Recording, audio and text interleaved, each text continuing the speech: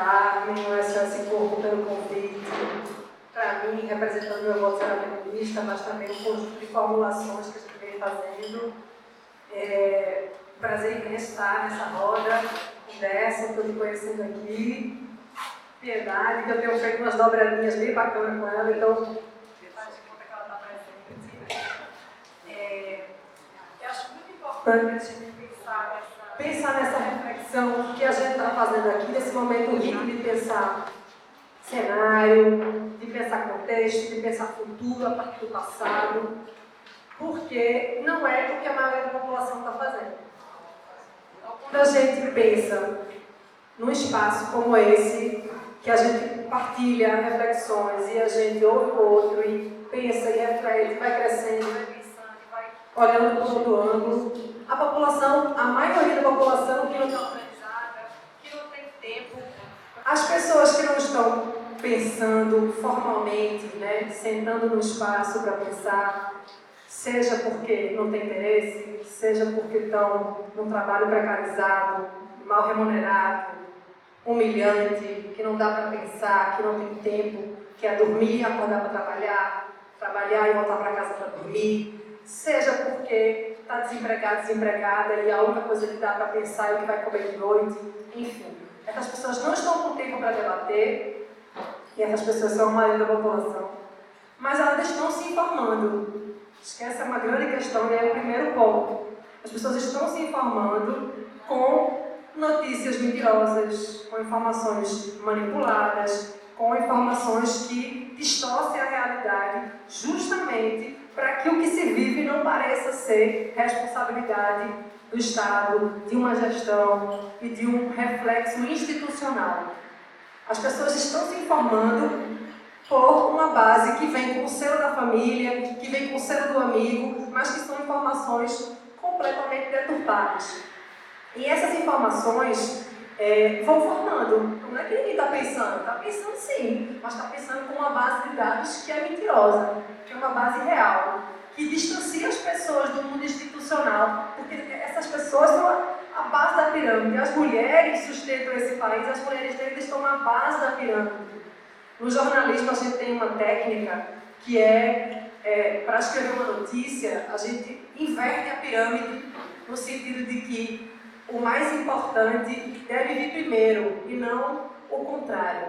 A base da pirâmide precisa ser invertida quando a gente pensa em política pública também, né? E essas pessoas estão se informando e elas vão se alimentando e se distanciando do mundo institucional, da política, né, dos ministérios, do famoso Paulo Guedes, mas sentem a reverberação de toda a institucionalidade. O impacto da gestão financeira, o impacto da ausência das mulheres, da diversidade no orçamento público, da ausência delas no orçamento público, é sentido todo dia no supermercado, é sentido todo dia na hora de pegar um ônibus, na hora de sair de casa.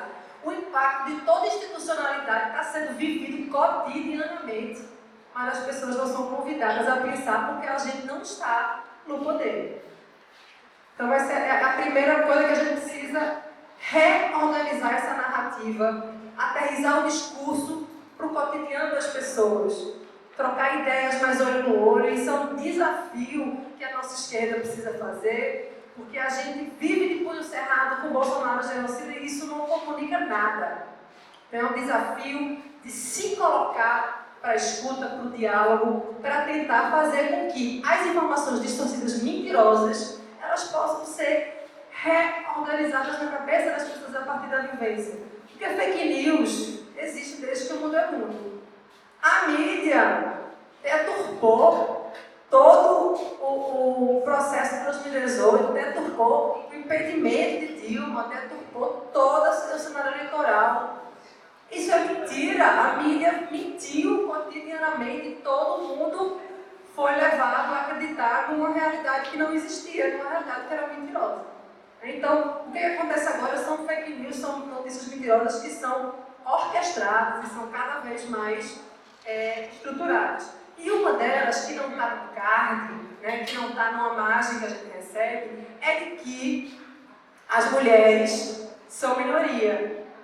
Nós não somos minoria. somos maioria em todos os contextos, praticamente todos os contextos. Maioria da população, maioria das eleitoras. Batemos o recorde, hoje tem 53% de mulheres eleitoras, contra 47% de homens. São simplesmente 8,5 milhões de diferença, mais mulheres do que homens. As mulheres vão votar mais nas eleições, a abstenção das mulheres é menor, é praticamente a mesma quantidade de mulheres nos partidos. Então, assim, nós somos maioria. A outra falácia, que não está no card, né, mas está na cultura, no imaginário, no simbólico, é que as mulheres são uma massa uniforme. E não somos extremamente diversas. Se a gente se olhar aqui, a gente já vê, né, há muitas diferenças. Somos mulheres brancas, negras, indígenas, quilombolas, com deficiência, gordas, magras, nordestinas, numa diversidade que se transforma em desigualdade quando a gente pensa nos marcadores de raça e de gênero, como a gente muito discute nos nossos espaços, né, de coletividade.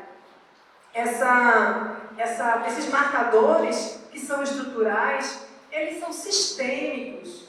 E aí, sempre que eu uso essa palavra, eu faço esse esforço narrativo também de a gente explicar o sistema.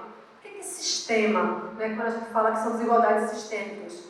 São unidades que funcionam, apesar de funcionarem com finalidades distintas. Então, você tem a mídia, o Estado, a escola, a igreja, a família, a praça pública, a maternidade. Todas essas unidades funcionam com funções diferentes, mas orientadas por um princípio único, que faz com que todo mundo funcione como uma estrutura coesa. E um exemplo maravilhoso para a gente pensar no sistema é o sistema solar, né, que você tem os planetas diferentes, características diferentes, todos trabalhando numa estrutura única em volta do Sol, orbitando do Sol. O nosso sistema digestivo, né, são várias estruturas que funcionam para um fim único. Isso significa dizer que o racismo, o sexismo, essas violências acontecem em todos esses espaços de maneiras diferentes, em ordens diferentes, mas eles acontecem. Então, o racismo acontece na justiça, acontece na escola, acontece na mídia, porque o valor passa por todos esses espaços. E isso, obviamente, está no sistema eleitoral. Quando a gente pensa numa trajetória de desigualdades, numa trajetória de defasagem, de acesso, de espaço, de fala, de imagem deturpada, né, de estereótipo de gênero que vincula a mulher ao cuidado, que vincula a mulher a esse espaço doméstico e vincula o homem às exatas, né, à capacidade de gestão pública. São uma trajetória toda de desvantagens que, quando chega no período eleitoral, quando entra no partido político, essas desvantagens pipocam, mas elas não começam ali. Então elas já começam. O capital político, a moeda das eleições, ela tem a ver com o tanto de dinheiro que você tem, o seu sobrenome, com a sua capacidade pública, tudo que as mulheres não conseguem fazer muito, porque elas estão sempre sobrecarregadas e exploradas no seu espaço de trabalho. A gente tem uma pesquisa que mostra que as mulheres vão decidir essas eleições. Várias pesquisas. Primeiro, elas são menos propensas a votar em Bolsonaro e elas são as mais indecisas. A gente sabe que essa pesquisa está certa, é uma pesquisa do Datafolha, porque essa realidade de que as mulheres vão decidir as eleições se reflete em todas as programações, as propagandas eleitorais que a gente vê na televisão. Só tem mulher aparecendo, só a mulher fala. Só a mulher fala. Ela está ali porque os partidos sabem que essa pesquisa é uma realidade e precisam dialogar com as mulheres. E aí estão usando as mulheres para fazer parecer que elas estão em todos os espaços, que elas são múltiplas, né, que elas estão ali, elas são, inclusive, aparecem mais do que os homens. Mas, na verdade, nós estamos falando de uma estratégia eleitoral muito perversa. Muito perversa. Porque são esses mesmos partidos que abafam a presença das mulheres. São esses mesmos partidos que bloqueiam as candidaturas. A gente tem a cada 7 candidaturas estaduais para os governos, uma é mulher. Esses mesmos partidos que eles mesmos se abraçaram irmanamente e por 2 vezes, em 4 anos, nessa mesma legislatura, em 2 momentos, eles acordaram entre si o perdão para o descumprimento de cotas eleitorais.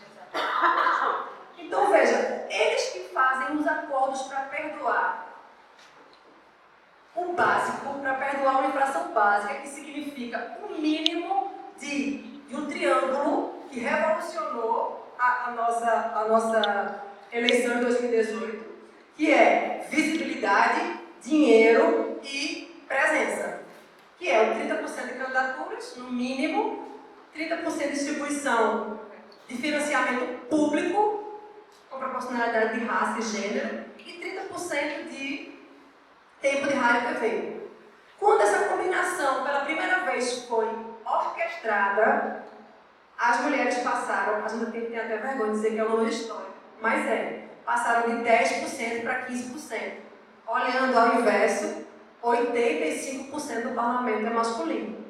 Mas quando houve essa combinação, esse crescimento aconteceu. Então, essa demanda, as mulheres, quando elas começaram a poder aparecer um pouco mais, as mulheres e a diversidade, a pluralidade, porque a competitividade era extremamente desigual na eleição. As mulheres não se colocam, elas não são colocadas pelos partidos como competitivas, elas não recebem financiamento.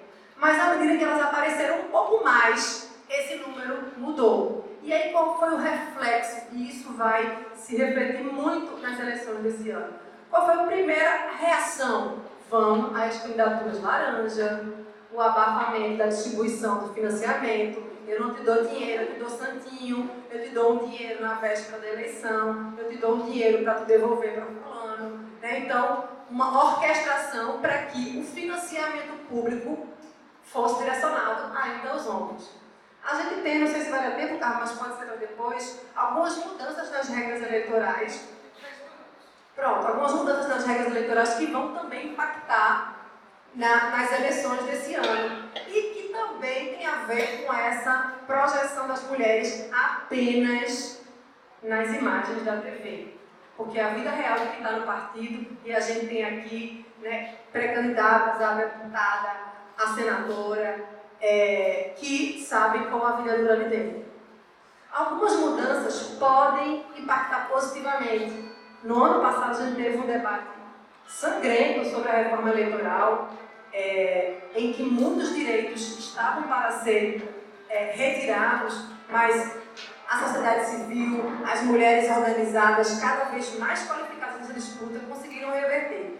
E uma das coisas que ficaram, que são positivas, é que esse ano o voto em mulheres e pessoas negras, ele vai contar em dobro.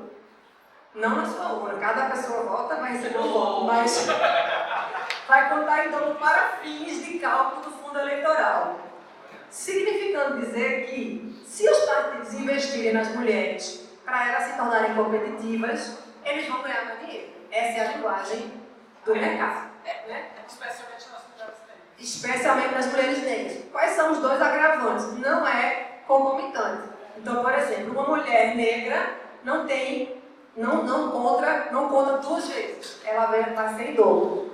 Uma questão importante sobre isso, que é uma crítica, mas a gente também tem que entender que essa reforma foi importante, é que a nossa luta é para que o voto conte em dobro, que a contagem em dobro, seja pelas eleitas, pelo número de eleitas e não pelo voto nelas. Por quê? Senão o partido vai terminar escolhendo uma candidatura estrela e vai investir nessa candidatura para ter muito, muito, muito voto.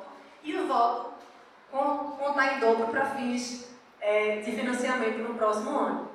Então, a nossa luta é para que a qualificação dessa regra, né, para que seja pelas mulheres eleitas pela cadeira conquistada, para que o partido lute por uma chapa competitiva, qualificada e possa, sim, impactar e que esses votos e que esse investimento real seja revertido em mais cadeiras para que a gente saia dessa situação que é uma vergonha para o Brasil, a gente ficar na rabeira da América Latina e praticamente do mundo no índice de representatividade feminina na política.